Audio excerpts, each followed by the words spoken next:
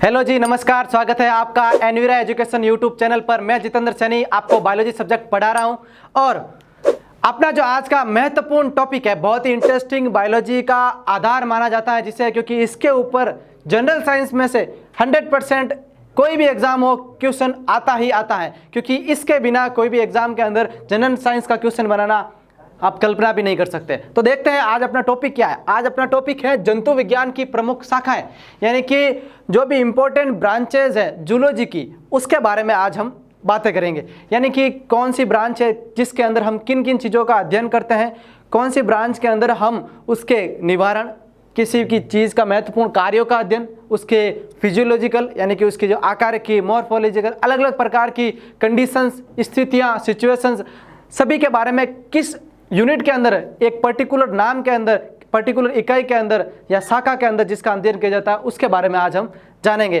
तो सबसे पहले बात करते हैं एनाटॉमी।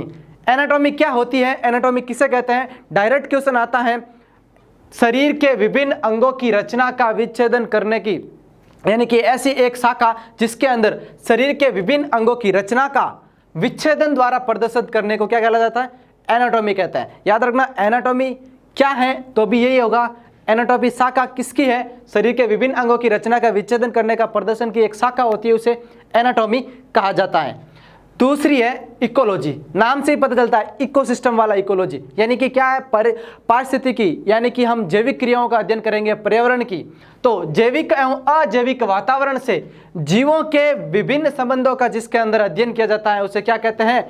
इकोलॉजी कहा जाता है। वापस समझना, इकोलॉजी मतलब कि वातावरण के बारे में, जैविक और अजैविक, यानी कि अजैविक और जैविक वातावरण से जीवों के विभिन्न संबंधों का जो अध्ययन जिस शाखा के अंदर किया जाता है, उसे हम क्या कहते हैं? इकोलॉजी कहते हैं। अगला जो अपना मोस्ट इंपॉर्टेंट जो शाखा है बायोलॉजी की, उसका नाम है हिमेटोलॉजी। हिमेटोलॉजी मतलब कि रुधिर के संबंधी अध्ययन करना।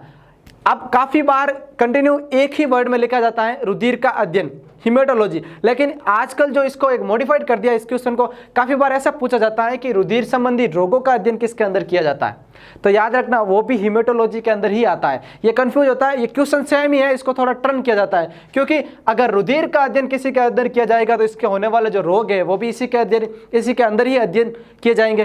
तो रुधिर व रुधिर संबंधी रोगों का अध्ययन जिसके अंदर किया जाता है वो हिमेटोलॉजी कहलाती है। ठीक है, नेक्स्ट अपना हर्पेटोलॉजी। देखो, हर्पेटोलॉजी मतलब कि उभयचरों व सरीसृपों का कॉमन अध्ययन। याद रखना, हर्पेटोलॉजी। आप देखो उभयचर क्या होते हैं इसके बारे में पहले जानते हैं, फिर जानते हैं सरीसृपों के बारे में, क्योंकि इनके बारे में अपने को पूर्ण रूप से जानकारी होना आवश्यक है। अगर उभयचर के बारे में आपको जानना हो तो आप क्या बात करेंगे कि उभयचर कौन से जीव होते हैं, किस प्रकार के जीव होते हैं जो अपने आप में, देखो मानव में बात करें तो हम मैमेलिया वर्ग में आते हैं। ठीक है, इसी के प्रकार देखो पूरे जंतु जगत के जीवों को दो समूहों के अंदर बांटा गया है। कौन कौन से दो समूह है? उसका एक आधार है, वो है रीढ़ की हड्डी बोल दो या स्पाइनल कोड या नोटोकॉर्ड बोल दो, उसकी उपस्थिति या अनुपस्थिति के आधार पर, जिसे हम आम भाषा में कशेरुक दंड के नाम से भी जानते हैं। तो कशेरुक दंड या रीढ़ की हड्डी की उपस्थिति और अनुपस्थिति के आधार पर जीवों को दो श्रेणियों के अंदर बांटा गया है। एक होते हैं जिसके अंदर कशेरुक दंड अनुपस्थित रहता है, उसे अकशेरुकी कहा जाता है, उन्हें अरज्जुकी भी कहा जाता है, उन्हें नॉन कॉर्डेटा भी कहा जाता है। तीन नाम उसी के होते हैं। और एक होता है जिसके अंदर कशेरुक दंड पाई जाती है, यानी कि जैसे हम बात करेंगे रज्जु की, या हम बात करेंगे कशेरुकी, या हम बात करेंगे कॉर्डेटा की, वो अलग अलग होते हैं। तो अकशेरुकी के अंदर मुख्यतः 10 से 11 संघ होते हैं, और कशेरुकी के अंतर्गत मुख्य रूप से हम वर्ग की बात करते हैं तो 5 वर्ग होते हैं। पहले बात करते हैं अकशेरुकी के बारे में, जो कहाँ से शुरू होता है? प्रोटोजोआ से शुरू होकर इकाइनोडर्मेटा तक संपन्न होता है। अब इसमें क्या क्या होता है आप सभी को पता है कि Protozoa, Porifera, Coelenterata, Arthropoda, Mollusca, Echinodermata और टिनोफोरा की बात कर लो, या मुख्य रूप से हम बात कर देते हैं एवी, अपने अकशेरुकी को छोड़कर कशेरुकी में तो एवीज जो पक्षी वर्ग है, पिसीज जो मछली वर्ग है, उभयचर है, एम्फीबिया जिसे बोलते हैं, सरीसृप यानी कि रेप्टाइल्स जिसे बोलते हैं, और मैमेलिया यानी कि स्तनधारी। तो उभयचर मतलब कि एम्फीबिया वाले कौन से? जो जल तथा थल दोनों में पाए जाते हैं। अब बात करेंगे सर उभयचर का एग्जाम्पल बताएं, तो उभयचर का एग्जाम्पल आप सभी को पता है, कछुआ ले लो, वो भी उभयचर का एग्जाम्पल है, क्योंकि वो जल और थल। उभयचर में और बात करेंगे तो हम बात करेंगे मगरमच्छ, क्योंकि वो क्या रहता है, जल और थल दोनों में रहता है। अगर सरीसृपों की बात करें तो सरीसृपों का भी एक कंडीशन है। क्या कंडीशन है? आपने अभी एक नाम सुना होगा, मैंने बोला है मगरमच्छ। आप अब सरीसृपों को किसके आधार पर बांटा गया है? यानी कि जिनका पृष्ठीय सतल यानी कि शरीर का पृष्ठीय यानी पृष्ठभूमि वाला भाग जमीन पर रेंग कर या रगड़ कर चलता है, उन्हें बोलते हैं सरीसृप। अब आपने सोचा होगा कि जो मगरमच्छ होते हैं उनका भी पृष्ठीय भाग है जो जमीन पर रगड़ कर चलता है कि नहीं चलता है? तो उसका अंदर अब ये मगरमच्छ के ऊपर संशय बना हुआ है। कैसे? क्योंकि कुछ वैज्ञानिक कहते हैं कि ये जल और थल दोनों में रहता है, कुछ कहते हैं कि अगर जल और थल दोनों में रहता है वो बात सही है, लेकिन इसका भी एक कंडीशन है कि सरीसृपों में हम किसके अनुसार उनको अलग करते हैं? सांप वगैरह जो होते हैं कि उनका जो पृष्ठीय भाग है यानी कि जो हम बोलते हैं आम भाषा में पेट वाला भाग जमीन से रगड़ कर चलता है। तो हम बात करेंगे मगरमच्छ में भी, वो भी तो वहीं पर चलता है। अब वो बात कर ले छिपकली की, जो घरेलू छिपकली है उसका भी होता है, लेकिन इनके अंदर भी कुछ न कुछ अनेक परिस्थितियां होती है जिनके आधार पर इनको बांटा गया है। तो इन दोनों का जिसके अंदर अध्ययन किया जाता है उसे हर्पेटोलॉजी कहा जाता है, और ये एग्जाम में पूछा गया है। हर्पेटोलॉजी क्या होती है? हर्पेटोलॉजी मतलब कि उभयचरों और सरीसृपों का अध्ययन जिसके अंदर किया जाता है, ऐसी जीव विज्ञान की शाखा को हर्पेटोलॉजी कहा जाता है। अपना 5वां वर्ड है जेनेटिक्स। हमने पढ़ी भी है, अपनी सीरीज चल रही है जो जनरल साइंस में, उसमें हम जेनेटिक्स के बारे में ऑलरेडी डिस्कस कर चुके हैं। जेनेटिक्स क्या होती है? जीवों के आनुवांशिक लक्षण एवं इनकी वंशागति का जिनका अध्ययन किया जाएगा उस शाखा को क्या बोलेंगे? जेनेटिक्स। आपको जेनेटिक्स वर्ड सुनते ही नाम याद आ गया होगा कि जेनेटिक्स के father of genetics Gregor John Mendel. अभी हम बात करेंगे सभी प्रकार की जो शाखाएं हैं उनके जनक कौन है, उनके बारे में भी अभी बात करेंगे। पहले बात कर लेते हैं सभी शाखाओं के बारे में। तो जेनेटिक्स हो गया, जीवों की आनुवांशिकी तथा उनकी वंशागति का जिसके अंदर अध्ययन किया जाता है उसे जेनेटिक्स कहा जाता है। अगला अपना वर्ड है 6 नंबर, वो है एंथ्रोपोलॉजी। एंथ्रोपोलॉजी क्या होता है साथियों?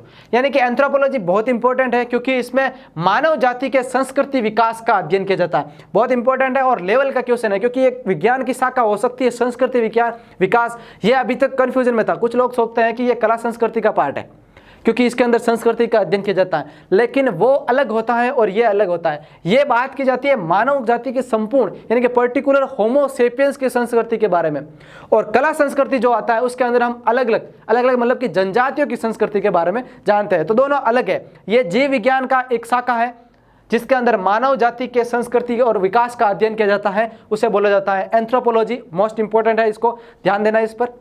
नेक्स्ट अपना जो वर्ड है वो है एंड्रोक्राइनोलॉजी। एंड्रोक्राइनोलॉजी नाम से ही पता चलता है, एंड्रोक्राइनोलॉजी मतलब कि अंतःस्रावी तंत्र। तो एंडो सिस्टम का अंतःस्रावी तंत्रों का जिसके अंदर अध्ययन किया जाता है उसे बोला जाता है एंड्रोक्राइनोलॉजी। ठीक है। नेक्स्ट अपना वर्ड है वो है मेमेलोलॉजी। अब नाम से ही पता चल रहा है मेमेलिया वर्ग के समूह। मेमेलिया मतलब कि वे जीव जिनके शरीर के ऊपर स्तनधारी कहा जाता है, स्तन ग्रंथियां पाई जाती है, उसे मेमेलिया वर्ग में रखा गया है। और मेमेलोलॉजी मतलब कि स्तनधारियों का जिसके अंदर अध्ययन किया जाता है उसे हम मेमेलोलॉजी कहते हैं। अपना नेक्स्ट वर्ड कौन सा है? नेक्स्ट वर्ड के बारे में जानते हैं। अब देखो मेमेलिया का याद रखना, मेमेलिया के एग्जाम्पल कुछ बहुत बार पूछे गए क्योंकि आपको पता है एक बहुत ही RSMSSB का हो, RPSC का हो या सेंट्रल लेवल का कोई भी एग्जाम हो, एक फेवरेट क्वेश्चन बन गया है कि जो भी हम बात करेंगे कंगारू, तो कंगारू किस वर्ग का प्राणी है? ये बहुत बार रिपीट हो चुका है। कंगारू किस वर्ग का प्राणी है? कंगारू कौन से वर्ग में आता है? तो याद रखना कंगारू के शरीर के ऊपर स्तन ग्रंथियां पाई जाती है। तो उस सभी बातों को दूसरी को छोड़कर पहले इसके अंदर रखा जाएगा कि वो क्या है, वो एक स्तनधारी है, वो मेमेलिया वर्ग का प्राणी है। याद रखना 2-3 एग्जाम्पल अपने को याद रखना पड़ेगा। कंगारू हो गया, व्हेल मछली हो गई, मनुष्य हो गया, बाकी सभी तो आपने अनुभव किए होंगे। ये जो अपने को अटपटे लगता है क्योंकि व्हेल मछली रहती है किसके अंदर? समुद्र के अंदर, होनी चाहिए मछली वर्ग में, लेकिन है क्या? स्तनधारी। क्यों? क्योंकि उसके शरीर पर क्या पाई जाती है? स्तन ग्रंथियां पाई जाती है। और इसका भी बदलाव हम बात करेंगे अपने जो प्रीवियस वीडियो को कंटिन्यू करने के बाद कि कौन कौन से वर्गों में बांटा गया और पर्टिकुलर उनका लक्षण क्या है। अब अगला लेते हैं हम एम्ब्रायोलॉजी। एम्ब्रायोलॉजी नाम से ही पता चलता है, एम्ब्रायो मतलब कि भ्रूण, यानी कि भ्रूणीय संवर्धन का जिस विज्ञान की शाखा के अंदर अध्ययन किया जाता है उसे एम्ब्रायोलॉजी कहा जाता है। क्या कहा जाता है? एम्ब्रायोलॉजी। अब देखो एम्ब्रायोलॉजी जब वर्ड आ गया है तो हमने जब सेल पढ़ी थी और सेल से पहले जब जीव विज्ञान के बारे में डिस्कस किया था तो एक नाम पढ़ा था अरस्तु पढ़ा था, जो जीव विज्ञान का जनक है, वो जूलॉजी का भी जनक है यानी कि जंतु विज्ञान का भी जनक है, और वो एम्ब्रायोलॉजी यानी कि भ्रूणीय विज्ञान का भी जनक है। तो एम्ब्रायोलॉजी मतलब कि भ्रूणीय संवर्धन का अध्ययन करना एम्ब्रायोलॉजी कहलाता है। नेक्स्ट वर्ड वो है एंजाइमोलॉजी। एंजाइम मतलब उत्प्रेरक तो विज्ञान की वह शाखा जिसके अंदर, अब विज्ञान मतलब कि जीव विज्ञान की बात कर रहे हैं, यानी कि जूलॉजी के जंतु विज्ञान की शाखाओं में, तो जिसके अंदर उत्प्रेरक का अध्ययन किया जाएगा उसे क्या बोला जाएगा, एंजाइमोलॉजी। और नेक्स्ट जो वर्ड है वो है एंटोमोलॉजी। एंटोमोलॉजी मतलब कि कीट पतंगों का अध्ययन करना। अब जब वर्ड आ गया है कीट पतंगों, तो इसके ऊपर एक क्वेश्चन बनता है कि कीटों का समूह या कीटों का वर्ग या कौन सा जो वर्ग है जो कीटों के लक्षण, कीटों के बारे में, सर्वाधिक कीटों को किसके अंदर रखा गया है उसके बारे में अध्ययन कराता है। तो याद रखना अकशेरुकियों का सबसे बड़ा संघ है जिसका नाम है आर्थ्रोपोडा, जिसे हम कीट वर्ग भी कहते हैं। क्योंकि अभी सीजनल की बात करें तो सीजनल के अकॉर्डिंग क्या होता है कि जब वर्षा ऋतु के दौरान बहुत प्रकार के कीट पतंगे दिखाई देते हैं, तो आपको सभी को पता है कि विभिन्न प्रकार के कीटों की जातियां पाई जाती है, इसीलिए आर्थ्रोपोडा को अकशेरुकियों का सबसे बड़ा संघ कहा गया, याद रखना। तो कीट पतंगों का अध्ययन करना एंटोमोलॉजी कहलाता है। कीट पतंगों का समूह कौन सा है, आर्थ्रोपोडा। आर्थ्रोपोडा है, आर्थ्रोपोडा अकशेरुकियों का सबसे बड़ा संघ है। ये कंटिन्यू क्वेश्चन बनते हैं, एक ही वर्ड से हम क्वेश्चन निकाल रहे हैं। नेक्स्ट अपना जो वर्ड है वो है माइक्रोबायोलॉजी। बहुत इंपॉर्टेंट है। माइक्रोबायोलॉजी मतलब माइक्रो मतलब कि सूक्ष्म, बायोलॉजी मतलब कि जीव। तो अति सूक्ष्म जीवों के बारे में जिसके अंदर अध्ययन किया जाता है उसे बोला जाता है माइक्रोबायोलॉजी। यानी कि बहुत प्रकार के माइक्रोबायोलॉजी जीव यानी कि जीवाणु हैं, उससे भी छोटे जीवों के बारे में अध्ययन करना है, बैक्टीरिया के बारे में, उन्हें उस शाखा को बोला जाता है माइक्रोबायोलॉजी। अब आपको पता है कि माइक्रोबायोलॉजी के जनक कौन है, एंटन वॉन लीवेनहॉक। कौन है, एंटन वॉन लीवेनहॉक। अब ये याद कैसा है, क्योंकि ये चीज़ें मैं रिपीट करवा रहा हूँ, क्योंकि सभी की अभी हम बात करेंगे कौन से शाखा का कौन सा जनक है, लेकिन ये चीज़ें हमने पढ़ ली है क्योंकि सेल हमने पढ़ी थी। तो सेल के अंदर सबसे पहले जीवित कोशिका का अध्ययन किया था एंटन वॉन लीवेनहॉक ने। तो एंटन वॉन लीवेनहॉक को क्या जाता है, माइक्रोबायोलॉजी का जनक कहा जाता है। नेक्स्ट अपना बात वर्ड है वो है न्यूरोलॉजी। न्यूरो मतलब कि तंत्रिका, लॉजी मतलब कि अध्ययन करना, यानी कि तंत्रिका तंत्र का अध्ययन किया जाता है। उस विज्ञान की शाखा को क्या कहा जाता था, तंत्रिका तंत्र की शाखा मतलब न्यूरोलॉजी। न्यूरो मतलब तंत्रिका, लॉजी मतलब कि अध्ययन करना, ठीक है। फिर है ओडोंटोलॉजी, मोस्ट इंपॉर्टेंट वर्ड। अब ये इंपॉर्टेंट क्यों है आपको पता है, क्योंकि ओडोंटोलॉजी को लेकर कुछ लोग कंफ्यूज हो जाते हैं, क्योंकि एक वर्ड आता है ओडोंटोलॉजी और एक वर्ड अभी हमने पढ़ा है इस शाखाओं के अंदर एंडोक्राइनोलॉजी। एंडोक्राइनोलॉजी का मतलब होता है अंतःस्रावी तंत्र का अध्ययन और ओडोंटोलॉजी का मतलब होता है दंत विज्ञान का अध्ययन, यानी कि दांतों के संबंधित जो विज्ञान के बारे में अध्ययन किया जाता है उसे दंत विज्ञान यानी कि ओडोंटोलॉजी कहा जाता है। नेक्स्ट अपना वर्ड है ऑर्निथोलॉजी। ऑर्निथो मतलब क्या होता है, ऑर्निथ का मतलब होता है बर्ड, एक ग्रीक वर्ड है, इसका मतलब होता है बर्ड। तो ऑर्निथोलॉजी मतलब पक्षियों का अध्ययन। तो पक्षियों को जिसके बारे में अध्ययन किया जाता है उसे ऑर्निथोलॉजी। और पक्षी वर्ग कौन सा है, एवीज है। कौन सा है, पक्षियों का वर्ग है एवीज वर्ग। एवीज वर्ग के अंतर्गत सभी प्रकार के उड़ने वाले जीवों को रखा गया है। नेक्स्ट है अपना रेडियोलॉजी।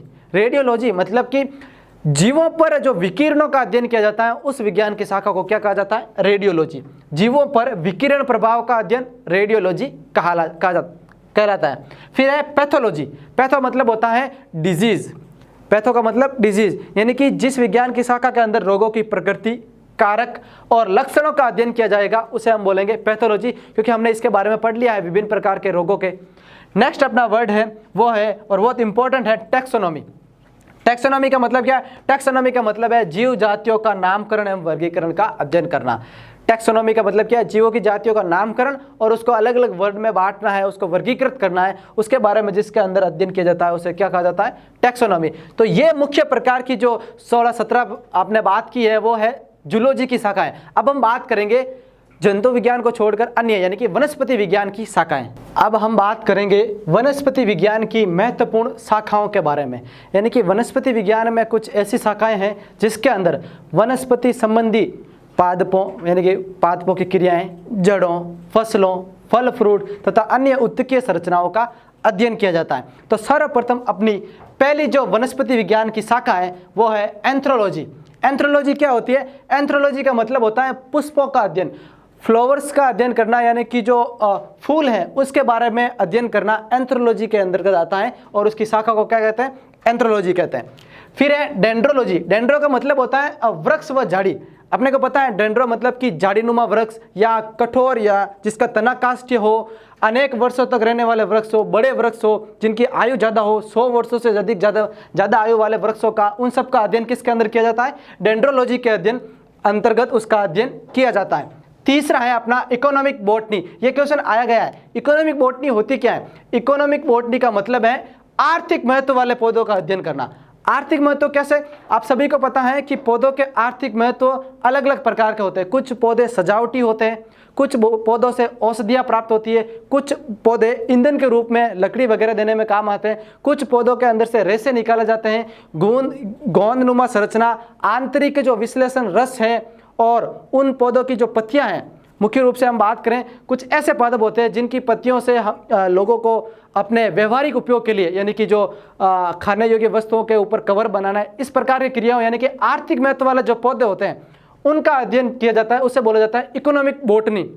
और इकोनॉमिक बॉटनी के अंतर्गत आने वाले पादपों का, यानी कि अपना जो सिलेबस के अकॉर्डिंग बात करें तो इकोनॉमिक बॉटनी अलग अलग, यानी कि उष्णकटिबंधीय में अलग प्रकार के पादप पाए जाते हैं, मरुस्थल में अलग प्रकार के पाए जाते हैं, या जो समुद्री तटवर्ती क्षेत्र है वहाँ पर अलग प्रकार के पादप पाए जाते हैं। उन सभी का इकोनॉमिक वृक्षों का इकोनॉमिक इंपॉर्टेंस अलग अलग होता है। उन सबको एक ही समूह के रूप में पढ़ा जाता है, उसे कहा जाता है इकोनॉमिक बॉटनी। ठीक है, नेक्स्ट बात करते हैं फ्लोरिकल्चर। फ्लोरिकल्चर क्या होता है? फ्लोरिकल्चर का मतलब होता है सजावटी फूलों या पुष्पों का संवर्धन एवं अध्ययन करना। देखो, हमने बात की एंथ्रोलॉजी। एंथ्रोलॉजी का मतलब क्या है? सभी प्रकार के फूलों का अध्ययन करना, चाहे वो सजावटी हो, चाहे वो सीजनल फ्लावर हो, या फिर बात करो वो संयुग्मन या सलेन वाले फ्लावर हो, उन सभी का समूह के रूप में अध्ययन करना एंथ्रोलॉजी कहलाता है। अगर यही बात मैं बोल दूं कि हम फ्लोरिकल्चर में क्या पढ़ेंगे, तो फ्लोरिकल्चर में केवल सजावटी पुष्प होते हैं जिनको सजावट के तौर पर काम में लिया जाता है, उन पुष्पों का संवर्धन और अध्ययन करना क्या कहलाता है? फ्लोरिकल्चर कहलाता है। फिर नेक्स्ट अपना वर्ड है हेरिडिटी। हेरिडिटी क्या होता है? हेरिडिटी मतलब होता है पैतृक लक्षणों का संतति में पहुंचने का अध्ययन करना। हमने वंशागति के बारे में जो नाम मेंडल के नियमों में चर्चा की थी कि एक लक्षण है जो संतति से पुत्री कोशिकाओं में, यानी कि आगे वाली पीढ़ी में जाते हैं, आगे वाली पीढ़ी से उससे आगे वाली पीढ़ी में संचरण करते रहते हैं। तो जो भी पैतृक लक्षण होते हैं, पैतृक लक्षणों का संतति में पहुंचने का अध्ययन करना क्या कहलाता है? हेरिडिटी कहलाता है। अगला जो वर्ड है वो है 6 नंबर हिस्टोलॉजी। हिस्टोलॉजी मतलब क्या होता है? हिस्टोलॉजी का मतलब होता है उत्तकों का अध्ययन करना। क्या करना? उत्तकों के बारे में अध्ययन करना। आप सभी को विदित है कि बहुत प्रकार की कोशिकाएं मिलकर एक समूह बनाती है जो एक ही प्रकार का कार्य करती है, उसे हम उत्तक कहते हैं। और उत्तकों का समूह को हम क्या कहते हैं?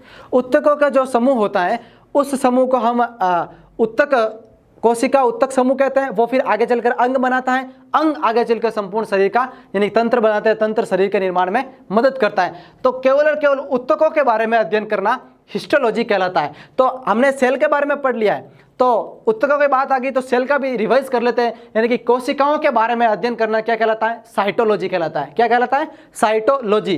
ठीक है, नेक्स्ट अपना जो वर्ड है वो है मॉर्फोलॉजी। देखो, हमने एनाटॉमी की बात की थी, अभी जूलॉजी वाले जो इंपॉर्टेंट शाखा में बात की थी। अब ये वर्ड आ गया मॉर्फोलॉजी। मॉर्फोलॉजी क्या होता है? पादपों की आकारिकीय संरचना का अध्ययन करना। पादप की आकारिकीय संरचना मतलब कि उसकी बाह्य आकार की, बाहर से देखने में पादप कैसा दिख रहा है, लंबा है, बौना है, आकार कैसा है, तना किस प्रकार का है, झाड़िये है, वृक्ष काष्ठीय है या औषधीय पादप है, उस प्रकार की संरचना का अध्ययन करना मॉर्फोलॉजी के अंतर्गत आता है। फिर है अगला वर्ड है वो है माइकोलॉजी। देखो, माइको का मतलब होता है कवक या फफूंद।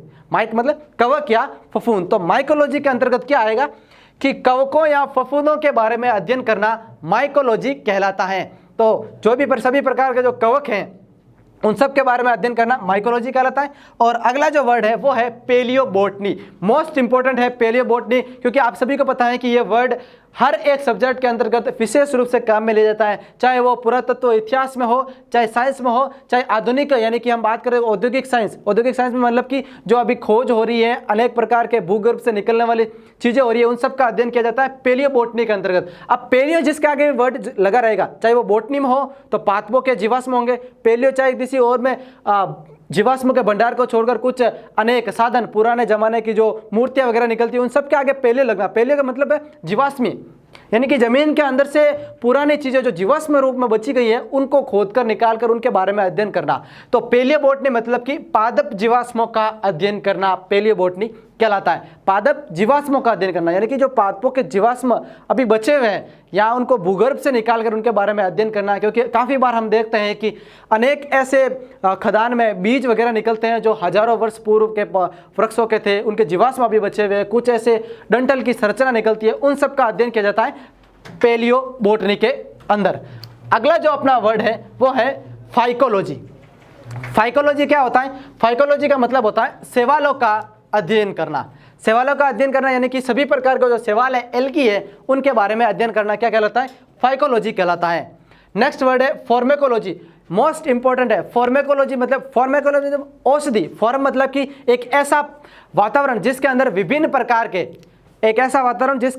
प्रकार के औषधीय पादपों को, हम फॉर्म की बात करते हैं। फॉर्म का मतलब होता है चाहे वो अनाज का हो या अनेक प्रकार के खाद्य फसल हो या फल फ्रूट हो या अनेक प्रकार की औषधीय पादप हो, उन सबको एक बड़े पैमाने पर सामूहिक तौर पर उसकी उगाई की जाती है, उसे बोला जाता है फॉर्म। तो फॉर्मेकोलॉजी मतलब कि औषधीय पादपों का अध्ययन, यानी कि ऐसे पादप जिससे औषधि का निर्माण होता है, उन पादपों का अध्ययन किया जाता है फॉर्मेकोलॉजी के अंदर। नेक्स्ट अपना है फिजियोलॉजी।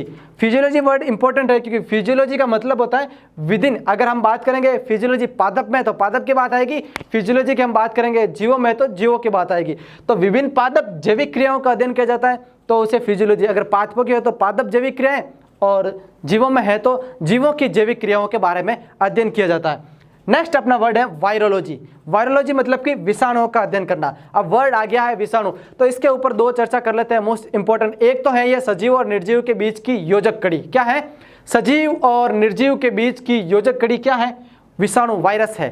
दूसरा मोस्ट इंपॉर्टेंट क्वेश्चन बनता है कोशिका सिद्धांत को फॉलो कौन नहीं करता है? ऐसा कौन से अपवाद है जो कोशिका सिद्धांत को फॉलो नहीं करते हैं? उसके ऊपर सबसे ऊपर एक नंबर पर पॉइंट में मिलेगा आपको विषाणु, वायरस कोशिका सिद्धांत को फॉलो नहीं करते हैं। ठीक है, तो दो चीजें वायरस के बारे में इंपॉर्टेंट हमने जान लिया। दूसरा एक और वायरस के बारे में जान लेते हैं कि वायरस को अपनी प्रतिकृति बनाने के लिए सजीव यानी कि एक जीवित कोशिका की आवश्यकता होती है। ठीक है, तो वायरसों का अध्ययन किस में किया जाता है? वायरोलॉजी के अंदर किया जाता है। नेक्स्ट अपना वर्ड है एग्रोनॉमी। एग्रोनॉमी मतलब कि फसली पादपों का अध्ययन किया जाता है।